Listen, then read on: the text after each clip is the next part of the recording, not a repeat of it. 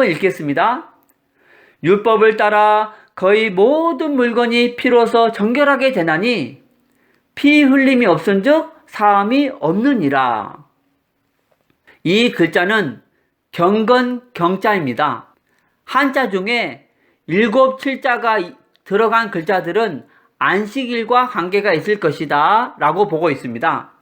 그래서 매 안식일마다 경건하게, 겸손하게, 정성스럽게, 겸허하게 하나님께 예배드립니다. 여러분, 중국 사람들은 지금도 7일이라는 제도를 가지고 있습니다. 그렇죠? 그래서 중국 사람들은 월, 화, 수, 목, 금, 토, 일 이것을 어떻게 표기하냐면 첫째 날, 둘째 날, 셋째 날, 넷째 날, 다섯째 날, 여섯째 날, 그 다음 일곱째 날은 일곱째 날이라고 표현하지 않고 싱치티엔 혹은 싱치르 혹은 리바이티엔이라고 표현합니다. 이 말은 제7일은 하늘의 날, 하늘에 예배 드리는 날이라는 뜻입니다. 출애굽기 20장 8절에서 11절 말씀에 안식일을 기억하여 거룩하게 지키라. 엿새 동안은 힘써 내 모든 일을 행할 것이나 일곱째 날은 내 하나님 여호와의 안식일인즉 너나 내 아들이나 내 딸이나 내 남종이나 내 여종이나 내 가축이나 내 문 안에 머무는 객이라도 아무 일도 하지 말라. 이는 엿새 동안에 나 여호와가 하늘과 땅과 바다와 그 가운데 모든 것을 만들고 일곱째 날에 쉬었음이라.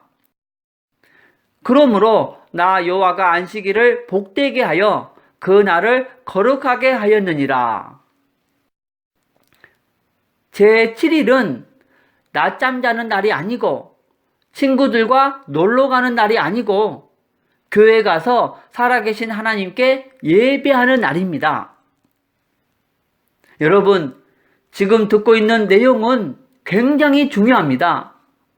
옛날에 배웠던 한자 속에 이런 놀라운 내용이 있을 줄은 꿈에도 생각 못 하셨죠? 절대 한 번 듣고 끝날 내용이 아니고 사명을 가지고 모든 중국 사람들에게 알려줘야 합니다. 중국 사람들은 하나님이 계시다는 것을 모를 뿐만 아니라 하나님께서 중국 영혼을 사랑하셔서 하나님이 살아계신 증거와 구원받을 수 있는 방법을 본인들이 매일 사용하고 있는 한자 속에 두었다는 것도 모르고 있습니다. 그러므로 이 중국 한자와 성경 강의를 들은 분들은 사명감을 가지고 중국 사람들에게 당신들이 매일 사용하고 있는 한자 속에 하나님이 살아계신 증거와 구원의 길이 있음을 알려주어야 합니다. 여러분, 이 글자는 제사 제자인데 매우 중요한 글자입니다. 한자 속에 예수 그리스도 메시아에 관한 내용이 들어있습니다. 그 실마리를 풀 수 있는 글자가 바로 제사 제자입니다. 여러분, 한국에 기독교가 들어올 때 가장 심하게 부딪힌 것이 바로 제사입니다. 그럼 왜 기독교와 제사가 심하게 부딪혔을까? 그것은 우리가 변질된 제사를 드리고 있었기 때문입니다. 만약 우리가 제사의 원형을 그대로 간직하고 있었다면 기독교와 제사는 충돌할 이유가 없었습니다. 오히려 기독교를 환영했을 것입니다. 그런데 우리가 지금까지 변질된 제사를 드렸기 때문에 크게 충돌한 것입니다. 여러분, 제사라는 한자를 보면 원래의 제사가 어떠했는지 명확하게 알 수 있습니다. 분해하면 달올자에 또자에 보일 시자입니다. 그런데 한자 사전을 찾아보면 제사라는 한자에 쓰이는 월자는 달월자가 아니고 육달월이라고 해서 살육자를 씁니다. 그런데 살을 얻기 위해서는 반드시 한 동물이 피를 흘려야 합니다. 그렇죠? 그리고 또자는 한자 사전을 찾아보면 용서라는 뜻이 분명히 있습니다. 그리고 보일시자는 삼위일체 하나님을 표현한다고 앞에서 배웠습니다. 그럼 무엇이 제사입니까? 바로 희생의 제물을 통해서 하나님께 용서를 구하는 것입니다. 여러분, 제사 제자에 제사에 필요한 가장 본질적인 세 가지 요소가 잘 나타나 있습니다. 바로 제사의 방법과 제사의 목적, 그리고 제사의 대상입니다. 제사의 방법은 희생의 제물이고 제사의 목적은 용서를 구하는 것이고 제사의 대상은 하나님이십니다. 그런데 지금 우리 한국 사람들이 전통적으로 드리고 있는 제사에는 이 세 가지 본질적인 요소가 다 빠져 있습니다. 우리 제사에 희생 제물이 있습니까? 없어요. 희생과 전혀 상관없는 떡과 과일이 올라가 있습니다. 또 우리 제사에 용서를 구한다는 개념이 있습니까? 없어요. 용서와 전혀 상관없는 복을 빌고 있습니다. 또 우리 제사의 대상이 하나님입니까? 아니에요. 하나님과 전혀 상관없는 조상입니다. 이와 같이 우리나라 제사가 제사의 본질적인 세 가지 요소를 모두 벗어나서 변질된 제사에서 기독교가 한국에 들어올 때 크게 부딪힌 것입니다. 사실 기독교야말로 오히려 제사의 신앙입니다. 기독교에서는 무엇을 믿습니까?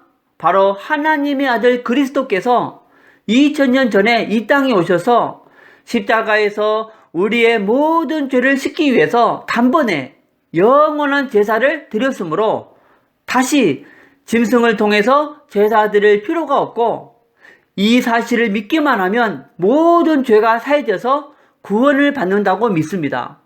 그렇죠?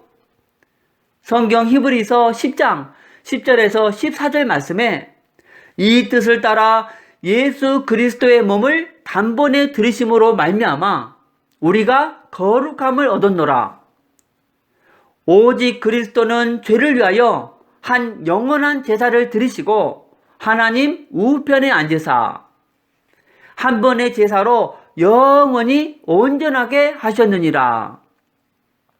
만약 한국 사람들이 제사의 본질적인 세 가지 요소를 잃어버리지 않고 전통적인 제사를 드리고 있다가 이 말씀을 받았을 때 얼마나 기뻐했겠습니까? 아하, 하나님의 아들 그리스도께서 십자가 위에서 한 번의 제사로 영원한 제사를 드리셨구나. 이제는 우리가 다시 이런 희생의 제사를 드릴 필요가 없어졌구나. 하나님 감사합니다. 할렐루야. 했을 것입니다. 그럼 언제 이 전통적인 제사가 변질되었습니까? 많은 학자들이 연구한 결과 중국 진나라 진시 황제 때부터라고 추정을 합니다. 진시 황제 전까지는 제사의 본질적인 세 가지 요소를 가지고 제사를 드렸는데 진시 왕이 하나님께 제사하는 봉선제를 폐지하고 하나님을 섬기는 학자들을 생매장하고 모든 역사책을 불사르는 분서경이라는 사건 이후에 하나님께 드리는 제사가 사라지고 그 후에 유교와 도교 사상이 들어오면서 조상에게 제사하는 것으로 변질됐다고 말합니다. 그리고 그렇게 변질된 제사가 우리나라에 들어온 것입니다. 처음에는 사대부 가문만 제사하는 것이 허락되어서 제사가 권력과 부의 상징이 되었었습니다. 그러다가 고려 말기 이성계가 고려를 무너뜨리고 조선을 세우면서 흉악한 민심을 잡기 위해서 사대부들만 드리는 제사를 일반 백성들도 드리게 해서 전국에 퍼진 것입니다. 그러므로 지금 제사하는 분들은 제사의 본질적인 세 가지 요소를 벗어난 변질된 제사를 드렸던 것만으로도 원통한데 고려말 이성계의 정치적 술수에 놀아나고 있는 것입니다.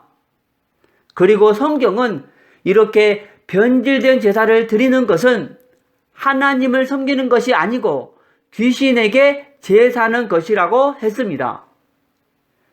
고린도전서 10장 20절 말씀에 무릇 이방인이 제사하는 것은 귀신에게 하는 것이요 하나님께 제사하는 것이 아니니 나는 너희가 귀신과 교제하는 자가 되기를 원하지 아니하노라.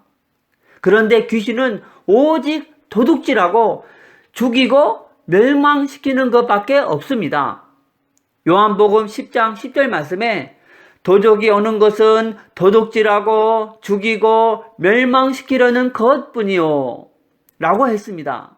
또한 제사는 우상 숭배이기 때문에 자손 3, 4대까지 저주를 받는다고 했습니다. 성경 출애굽기 20장 5절 말씀에 그것들에게 절하지 말며 그것들을 섬기지 말라. 나 내 하나님 여호와는 질투하는 하나님인즉 나를 미워하는 자의 죄를 갚되 아비로부터 아들에게로 3, 4대까지 이르게 하거니와. 그래서 실제로 제사를 세게 지내는 가문과 가정을 보세요. 정신병, 불면증, 우울증, 장자, 장녀가 일찍 죽고 또 가난에 대물림, 사고, 암, 중풍 등등 각종 질병에 대물림, 그리고 사업의 실패, 도박 중독, 술 중독, 담배 중독 등등 우한 질고가 끊이지 않습니다. 부디 지금도 변질된 제사를 드리고 있고 이성계의 정치적 술수에 속고 있는 분들은 이 사실을 알고 자기 몸을 단번에 들이심으로 영원한 제사를 드리신 하나님의 아들 예수 그리스도를 믿으심으로 영원한 죄 용서함을 받으시기 바랍니다. 예수님이 오셔서 영원한 제사를 드리기 전에 하나님께서 인간에게 제사란 이런 것이다 라고 가르쳐 주신 것이 바로 성막입니다. 성막 제사를 드릴 때 희생 제물이 필요하죠? 그렇죠? 그럼 어떤 동물을 희생 제물로 삼았을까요? 성경 레위기서 1장 2절 말씀에 이스라엘 자손에게 말하여 이르라. 너희 중에 누구든지 여호와께 예물을 드리려거든 가축 중에서 소나 양으로 예물을 드릴지니라. 바로 소와 양입니다. 큰 제사에는 소를 드리고 작은 제사에는 양을 잡았습니다. 소와 양으로 제사 지내는 것이 성경적인 제사입니다. 그리고 제사에는 반드시 흠 없는 동물을 사용해야 합니다. 레위기서 1장 3절 말씀에 그 예물이 소의 범죄이면 흠 없는 수꽃으로 회막문에서 여호와 앞에 기쁘게 받으시도록 들을지니라. 또 10절 말씀에 만일 그 예물이 가축대의 양이나 염소의 범죄이면 흠 없는 수꽃으로 드릴지니. 그럼 고대 중국 사람들도 제사를 지낼 때 희생 제물이 있었겠죠? 그것을 나타내주는 놀라운 글자가 바로 희생하다라는 희자입니다. 이 글자를 잘 살펴보면 두 짐승이 나옵니다. 바로 소와 양입니다. 분명히 있죠? 중국 사람들은 소나 양으로 희생 제물을 삼았는데 흠 없는 가장 좋은 곳으로 또 창으로 죽여서 희생 제물을 삼았다. 이렇게 되어 있습니다. 어떤 제사와 똑같습니까? 바로 성경의 제사와 똑같습니다. 여러분, 고대 중국 사람들이 제사에 대한 개념을 정확하게 알고 있었습니다. 놀랍지 않습니까? 여러분, 이스라엘과 중국과의 거리는 엄청나게 떨어져 있습니다. 그런데 이렇게 완벽하게 똑같다는 것은 원래 같은 조상으로부터 시작되었다는 증거입니다. 이제는 더 이상 제사 드릴 필요가 없습니다. 왜냐하면 진짜의 신 하나님의 아들 그리스도께서 오셔서 십자가 위에서 단번에 인류의 모든 죄를 다 씻었기 때문입니다. 마치 아파트가 다 완성되면 모델 하우스는 철거하는 것과 같습니다.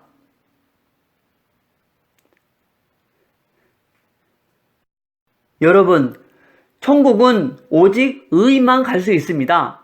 그런데 성경은 모든 사람은 죄인이라고 했습니다. 로마서 3장 23절 말씀에 모든 사람이 죄를 범하였음에 하나님의 영광에 이르지 못하더니 했습니다. 그럼 어떻게 의인이 되는가? 그 방법을 가르쳐주는 한자가 바로 오릴 의자입니다. 분해하면 양양자와 나입니다. 뜻을 해석하면 내가 양과 관계가 있을 때 의인이 된다 입니다. 그리고 2000년 전에 예수님께서 이 땅에 오셨을 때 예수님을 세상에 정확하게 소개한 선지자가 있습니다. 바로 세례 요한입니다. 요한복음 1장 29절 말씀에 이튿날 요한이 예수께서 자기에게 나오심을 보고 이르되 보라, 세상 죄를 지고 가는 하나님의 어린 양이로다. 바로 예수님을 세상 죄를 지고 가는 하나님의 어린 양이다 라고 표현했습니다. 그러므로 내가 하나님의 어린 양이신 예수님과 관계가 있을 때 의인이 된다. 다시 말해서 내가 하나님의 어린 양이신 예수님이 나를 대신해서 죽으신 사실을 믿으면 의인이 된다 라고 해석할 수 있습니다. 고대 중국 사람들이 복음을 정확하게 알고 있었습니다. 이 글자는 상서로울 상자입니다. 사극에서 하늘에서 무슨 특별한 현상이 나타나면 오, 상서로울 징조고 그때 쓰는 말입니다. 풀이하면 하나님의 어린 양에 대한 징조입니다. 이 글자도 성경적인 배경이 있습니다.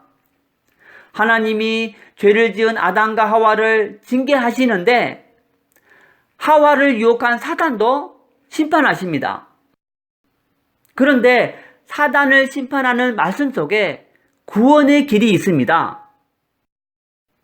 창세기 3장 15절 말씀을 같이 읽겠습니다. 내가 너로 여자와 원수가 되게 하고 내 후손도 여자의 후손과 원수가 되게 하리니 여자의 후손은 내 머리를 상하게 할 것이요 너는 그의 발꿈치를 상하게 할 것이니라 하시고 장래에 여자의 후손이 와서 내 머리를 상하게 할 것이다. 여러분, 여자의 후손이 히브리 말로 메시아이고 헬라어로는 그리스도입니다. 그런데 여자의 후손 곧 그리스도가 올 때 하늘에서 징조가 있을 것이다 했습니다. 하나님께서 해와 달과 별들을 만드신 목적 중에 하나가 여자의 후손 그리스도가 이 땅에 오실 때 하늘에서 징조를 나타내 주기 위해서입니다. 창세기 1장 14절 말씀에 하나님이 이르시되 하늘의 궁창에 광명체들이 있어 낮과 밤을 나누게 하고 그것들로 징조와 계절과 날과 해를 이루게 하라. 그래서 아담 이후로 사람들은 여자의 후손 그리스도의 탄생을 기다리면서 계속 어디를 관찰했겠습니까? 바로 하늘을 관찰했을 것입니다. 구원자 그리스도가 올 때 분명히 징조를 보여준다고 하셨는데 언제나 오시려나 그래서 그 징조를 보고 찾아오신 사람들이 누구입니까? 바로 동방 박사들입니다. 마태복음 2장 1절에서 2절 말씀에 헤롯 왕 때에 예수께서 유대 베들레헴에서 나심에 동방으로부터 박사들이 예루살렘에 이르러 말하되 유대인의 왕으로 나신 이가 어디 계시냐? 우리가 동방에서 그의 별을 보고 그에게 경배하러 왔노라 하니. 그래서 하늘에서 특별한 현상이 있을 때마다 다 무엇과 관련 지으려고 했을까요? 바로 하나님의 어린 양에 대한 징조가 아니겠느냐. 그러면서 탄식했던 말이 상서로울 징조고입니다. 이렇게 탄식했다는 것은 누구를 기다려왔다는 뜻인가요? 바로 하나님의 어린 양, 그리스도입니다. 그런데 역사 속에서 사단이 역사하고 사람들의 무지로 말미암아 희미해지고 잊혀져 버리고 왜곡되고 변질되는 바람에 우리가 그 진정한 의미를 잃어버리고 있다가 최근에 다시 그 의미를 되찾은 것입니다. 이 글자는 기도 도자인데 분해하면 하나님을 나타내는 보일실자와 목숨 숫자입니다. 기도가 무엇인지 이 글자에 잘 나타나 있습니다. 진정한 기도는 아파트 50평을 구하는 것이 아니고 하나님께 목숨을 구하는 것입니다. 그런데 육체의 목숨을 구하는 것이 아니고 에덴 동산에서 죄짓고 잃어버린 영원한 생명을 구하는 것입니다. 그런데 이 기도는 이미 우리에게 이루어졌습니다. 그렇죠? 그럼 하나님이 기뻐하시는 두 번째 기도 제목이 무엇이겠습니까? 바로 아직 영원한 생명을 얻지 못한 사람들을 위한 기도입니다. 하나님, 저들도 우리와 같이 영원한 생명, 곧 영생을 얻게 하옵소서. 이 기도가 하나님께서 가장 기뻐하시는 기도입니다. 중국 한자와 성경, 이 강의를 들으시는 분들은 이 강의를 통해서 많은 사람들에게 의자의 원뜻을 전해주어서 저와 여러분과 같이 영생을 얻을 수 있도록 섬겨주시기 바랍니다. 디모데전서 2장 4절 말씀에 하나님은 모든 사람이 구원을 받으며 진리를 아는 데 이르기를 원하시느니라 했습니다. 또 베드로후서 3장 9절 말씀에 주의 약속은 어떤 이들이 더디다고 생각하는 것 같이 더딘 것이 아니라 오직 주께서는 너희를 대하여 오래 참으사 아무도 멸망하지 아니하고 다 회개하게 이르기를 원하시느니라 했습니다. 이 글자는 복받을 복자입니다. 모든 사람은 복받기를 원합니다. 그리고 복받기 위해서 많은 노력을 합니다. 그런데 대부분의 사람들은 무엇이 진정한 복인지 모르고 있습니다. 진정한 복이 무엇인지 이 복 글자에 잘 나타나 있습니다. 바로 하나님께서 하늘에서 사람에게 에덴 동산을 베풀어 주신 것입니다. 이것이 진정한 복입니다. 그런데 에덴 동산 안에는 예수 그리스도를 예표하는 영생할 수 있는 생명나무가 있죠? 그래서 진정한 복은 무엇인가? 하나님께서 하늘에서 사람에게 예수 그리스도를 보내주신 것입니다. 이것이 진정한 복입니다. 그럼 어떻게 이 복을 받을 수 있습니까? 바로 앞에서 설명드린 의자 안에 그 방법이 있습니다. 바로 내가 하나님의 어린 양이신 예수님이 나를 대신해서 죽으신 사실을 믿어서 의인이 되는 것입니다.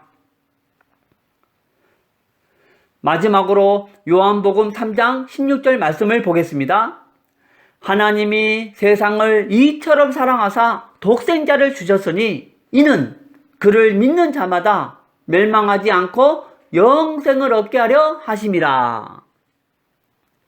자, 지금까지 많은 한자가 성경 창세기의 내용과 일치한다는 사실을 설명드렸습니다. 그런데 지금 현재 99% 이상의 중국 사람들이 이런 내용들을 모르고 있습니다. 모르는 이유는 둘 중에 하나입니다. 하나는 제가 지금까지 설명드린 이 모든 것이 다 거짓이거나 아니면 지금까지 전한 내용이 앞뒤가 맞는 역사적 사실이라면 중국 사람들이 이 사실을 잃어버린 것입니다.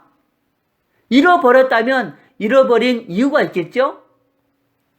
그 원인을 연구하는 분들이 공통적으로 말하는 것이 바로 진나라 때 결정적인 문제가 있었을 것이다 라고 보고 있습니다. 진나라의 누구죠?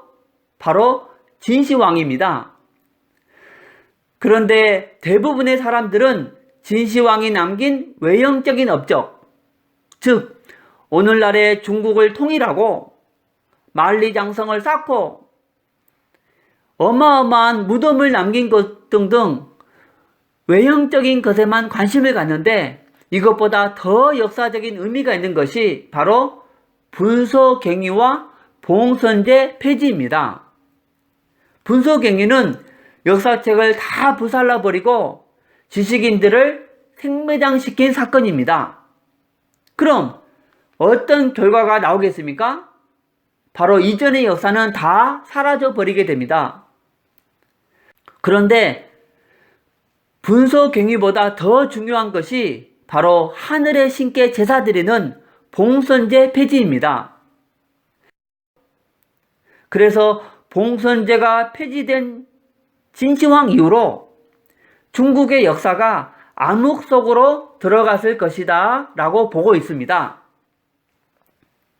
실제로 진시황 이후에 하나님이 없는 중국의 역사는 완전히 사단에게 장악되어 전쟁과 분열의 역사로 피로 얼룩지게 되었습니다. 여러분 보세요. 하나님을 섬겼던 중국과 하나님을 떠난 중국의 모습을 보십시오. 하나님을 섬길 때에는 평화가 있었습니다. 그런데 하나님을 떠난 이후부터 중국은 서로 죽이고 서로 모함하고 완전히 피로 물들인 역사가 되고 만 것입니다. 자, 지금까지 설명드린 한자들입니다. 여러분, 한두 글자가 성경과 일치하면 우연이라고 말하겠는데 무려 60개가 넘는 한자들이 성경과 일치하고 있습니다. 이것은 결코 우연이 아니고 역사적인 사실이며 분명히 우리가 잃어버린 역사입니다.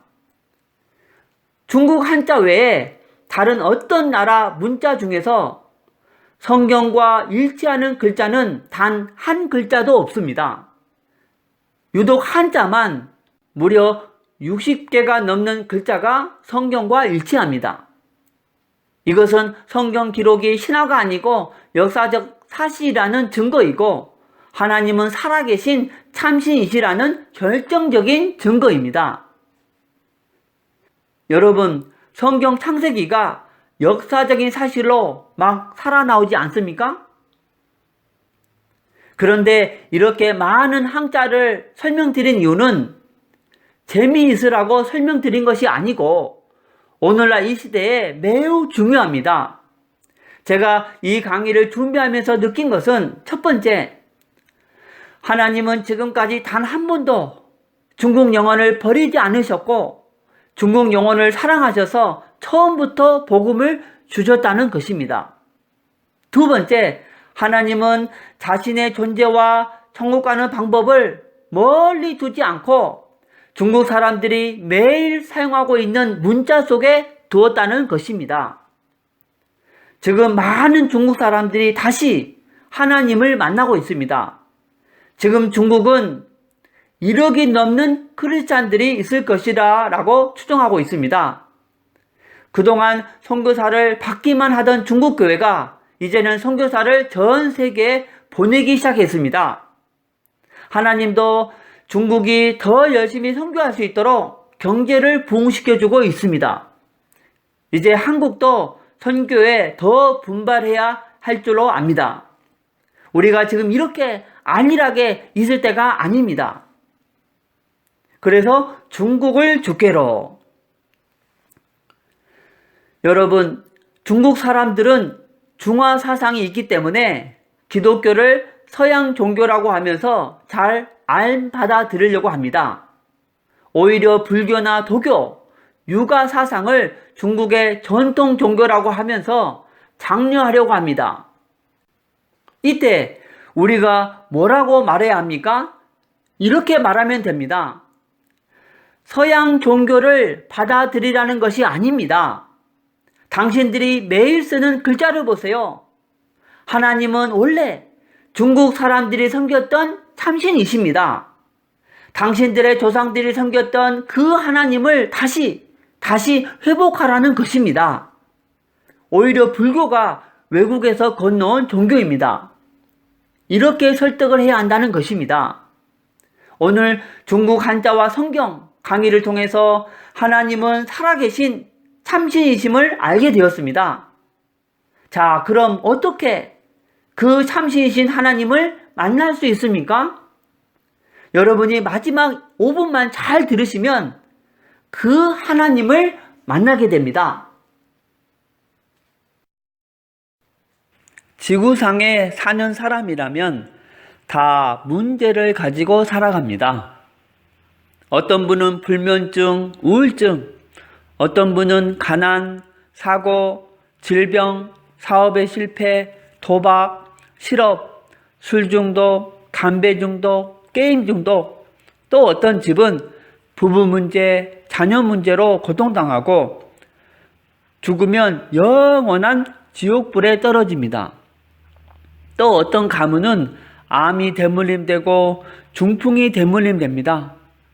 그럼 이들 문제의 근본 원인이 무엇입니까?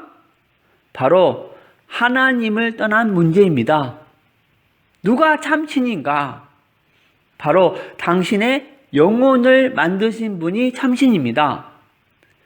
물고기가 물속에 있을 때는 너무 행복합니다.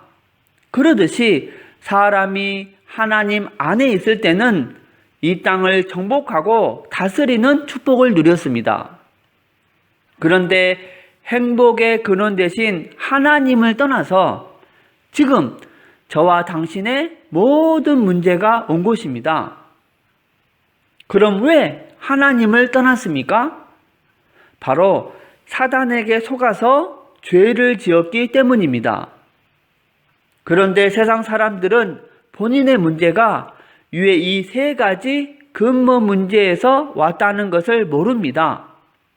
그래서 과학, 종교, 철학, 선행을 의지하지만 해결 안 되고 점점 더 커집니다. 그런데 사랑이 많으신 하나님께서 이 세 가지 근본 문제를 해결하기 위해서 한 구원자를 보내주셨는데 그분이 바로 그리스도이십니다. 그리스도께서 십자가에서 피 흘려 죽으시고 부활하심을 통해서 당신 문제의 근본 원인인 이 세 가지 문제를 깨끗이, 확실히, 영원히 해결하셨습니다. 곧 만왕의 왕으로 마귀의 머리를 박살내시고 우리에게 자유를 주시고 참 제사장으로 우리의 원죄와 모든 죄를 씻어주시고 죄와 저주에서 해방시켜 주시고 참 선지자로 하나님 떠난 문제를 해결하시고 하나님 만나는 길이 되셨습니다. 그러므로 그리스도는 유일한 구원의 길이시며 모든 문제 해결자이십니다. 그럼 누가 이 위대한 그리스도이십니까?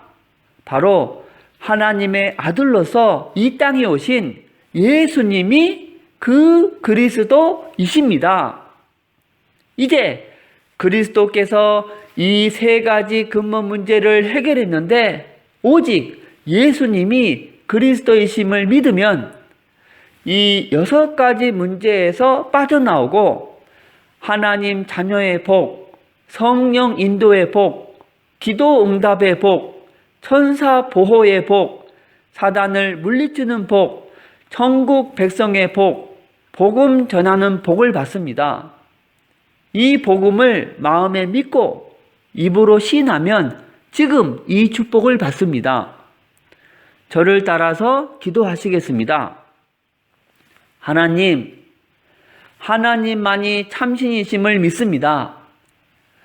하나님을 떠나서 내 마음대로 살았던 죄를 회개하오니 용서해 주세요. 그리스도께서 십자가에서 피 흘려 죽으시고 부활하심을 통해서 사단, 죄, 하나님 떠난 문제를 해결하셨는데 오직 하나님의 아들 예수님이 그리스도이심을 믿습니다. 지금 예수님을 마음속에 나의 주인으로 영접합니다. 진리의 성령께서 저의 인생을 인도하여 주옵소서. 저를 하나님 자녀 삼아 주신 것을 감사드리며 예수 그리스도 이름으로 기도드립니다. 아멘. 당신은 이미 하나님의 자녀가 되었습니다. 예수님이 당신 마음속에 들어가셨습니다. 당신이 언제 이 땅을 떠나도 지옥에 안 가고 반드시 천국에 들어갑니다. 당신이 사는 목적은 오직 하나, 바로 이곳에 있는 영혼들을 이쪽으로 인도하는 것입니다. 그리고 일요일에는 반드시 교회에 가서 예배를 드리시기 바랍니다. 그리고 일주일에 한 번은 꼭 성경을 공부하시기 바랍니다. 하나님은 당신을 사랑하십니다.